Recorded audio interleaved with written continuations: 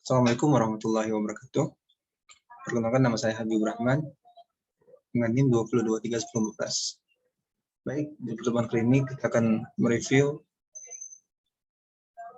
jurnal akuntansi yang berjudul Pengaruh Komisaris Independen, Manajemen Rantai Pasokan, dan Komite Audit Konservatisme Akuntansi. Yang pertama, pembahasan teori.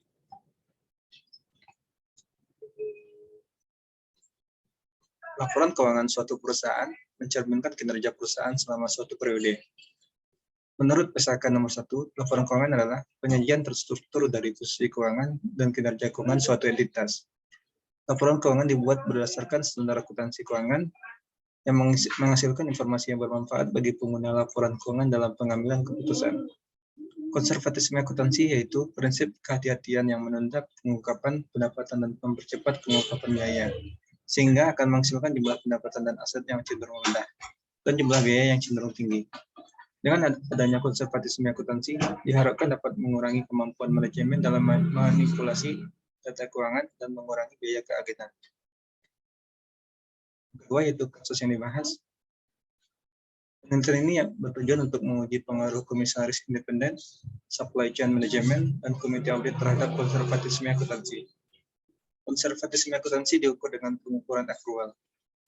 Berdasarkan latar belakang tersebut, maka ada pertanyaan penelitian yang dimuaskan, yaitu apakah komisaris independen berpengaruh terhadap konservatisme akuntansi, dan yang terakhir, apakah manajemen rantai pasokan mempengaruhi konservatisme akuntansi, dan apakah komite audit mempengaruhi konservatisme akuntansi.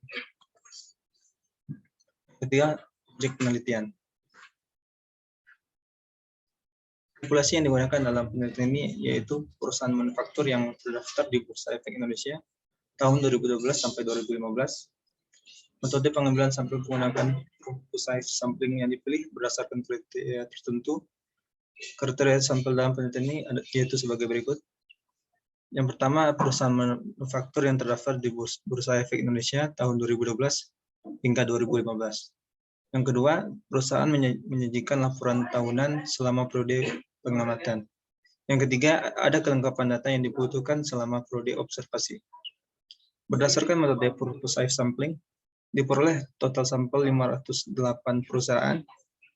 Sumber data diambil dari laporan tahunan perusahaan yang terdaftar di Bursa Efek Indonesia tahun 2012 hingga 2015. Yang keempat, teknik analisis data. Data yang digunakan dalam penelitian ini adalah data sekunder.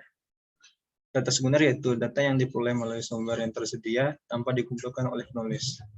Data sekunder dalam penelitian ini adalah laporan tahunan perusahaan yang diunduh melalui website Bursa Efek Indonesia. Hasil penelitian. Berdasarkan hasil pengujian statistik dengan menggunakan analisis regresi berganda, dapat disimpulkan bahwa hanya variabel supply chain manajemen yang berpengaruh negatif signifikan terhadap konservatisme akuntansi. Sedangkan variabel komisaris independen dan komite audit tidak berpengaruh signifikan terhadap konservatisme akuntansi. Berdasarkan hasil penelitian, ada beberapa saran yang dapat dipertimbangkan untuk penelitian selanjutnya. Yang pertama, itu menggunakan sampel yang lebih luas, tidak hanya terbatas pada suatu jenis perusahaan, sehingga hasil penelitian dapat digeneralisasikan. Yang kedua, menambahkan variabel lain yang dapat mempengaruhi konservatisme akuntansi yang tidak dapat dijelaskan dalam penelitian ini, seperti intensitas modal, leverage, dan ukuran perusahaan. Yang ketiga, menggunakan pengukuran lain untuk mengukur tingkat konservatisme akuntansi, seperti pengukuran nilai pasar dengan proxy book to market ratio yang mencerminkan nilai buku ekuitas perusahaan terhadap nilai pasar relatif. Sekian dari saya, terima kasih. Assalamualaikum warahmatullahi wabarakatuh.